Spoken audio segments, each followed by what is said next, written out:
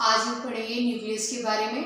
जैसे कि last video में हम प्लाज्मा मेम्ब्रेन के बारे में पढ़ चुके हैं, तो सेल का जो नेक्स्ट स्ट्रक्चर है जिसके बारे में हमें डिस्कस करना है वो है हमारा न्यूक्लियस। तो जो न्यूक्लियस होता है वो लार्ज होता है, सेल का लार्ज पार्ट होता है।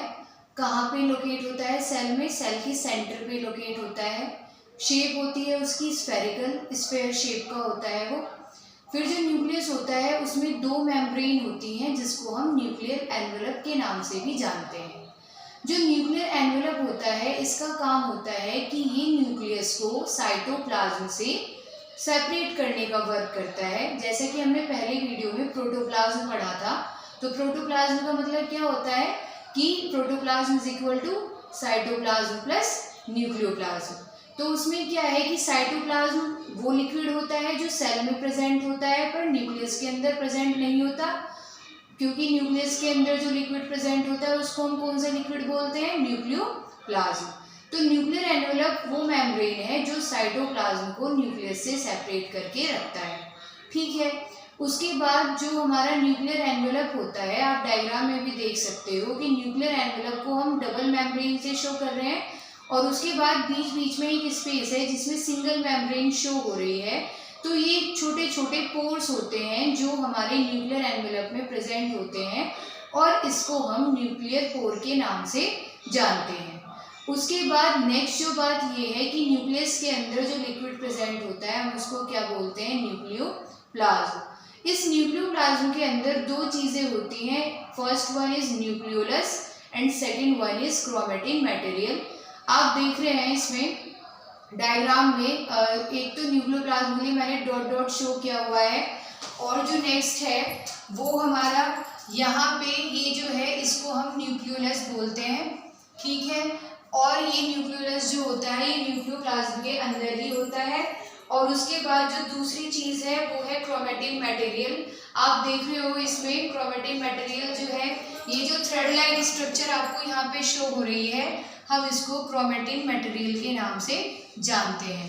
ठीक है, तो जो ये थ्रेड लाइक स्ट्रक्चर है ये क्रोमेटिन मटेरियल है और ये क्रोमेटिन मटेरियल जो होते हैं इनके अंदर हेरिडिटरी कैरेक्टर्स होते हैं। हेरिडिटरी कैरेक्टर्स का मतलब वो कैरेक्टर जो पेरेंट से ऑफस्प्रिंग में जाते हैं, हम उसको हेरिडिटरी कैरेक्टर्स बोलते हैं। जब हम क्रोमोसोम के बारे में डिस्कस करेंगे तब हम इसको और वाइडली पढ़ेंगे। ठीक है, उसके बाद जो न्यूक्लियोलस होता है, न्यूक्लियोलस को राइबोसोम की फैक्ट्री के नाम से भी जाना जाता है कि फैक्ट्री ऑफ राइबोसोम किसको बोलते हैं? न्यूक्लियोलस को बोलते हैं। अब राइबोसोम जो है वो भी हम नेक्स्ट टॉपिक में पढ़ेंगे वाइडली कि इसकी स्ट्रक्चर कैसी होती है, कहाँ लोकेशन है इसकी, ठीक है, इसका फंक्शन क्या है। ठीक है, तो ये तो है हमारी न्यूक्लियस की स्ट्रक्चर कि कहाँ पे जो है उसकी स्ट्रक्चर कैसी होती है, क्या शेप होती है, लोकेशन क्या है, क्या क्या उसके पार्ट हैं। ठीक है, जो न्यूक्लियस का जो फंक्शन है वो भी हम उसको डिस्कस कर लेते हैं। जो न्यूक्लियस होता है उसको सेल का ब्रेन भी कहते हैं। जो ब्रेन है सेल का वो कौन होता है? वो न्यूक्लियस होता है। तो जिस तरीके से एक ह्यूमन बीइंग का ब्रेन जो है उसकी सारी एक्टिविटीज़ को कंट्रोल करता है, उसी तरीके से सेल के अंदर जितनी भी मेटाबॉलिक एक्टिविटीज़ होती हैं, जितनी भी रिएक्शन, केमिकल रिएक्शन जो होती है सेल के अंदर, उसको कौन कंट्रोल करता है? न्यूक्लियस कंट्रोल करता है। ठीक है, न्यूक्लियस जो है वो सेल साइकिल को रेगुलेट भी करता है। रेगुलेट करने का मतलब है, सेल साइकिल का मतलब ये है कि सेल जब मैच्योर होती है, ठीक है ना, तो सेल जब डिवाइड हो रही है, सेल मैच्योर होगी, सेल बड़ी होगी, तो ये सारी चीज़ जो है ये सेल साइकिल में आती है कि पहले जो हमारी जो डॉटर सेल होती है वो पहले मैच्योर होगी, ग्रो होगी, फिर उसके बाद वो एनलार्ज होने लगेगी, फिर एनलार्ज होगी, फिर वो डिवाइड होगी, तो हम इसको सेल साइकिल बोलते हैं।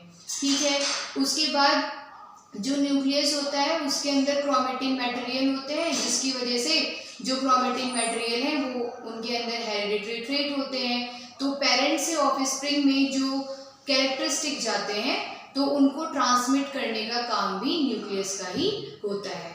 आज हमने न्यूक्लियस के बारे में पढ़ा है, नेक्स्ट टॉपिक हम नेक्स्ट वीडियो में पढ़ेंगे। Thank you so much.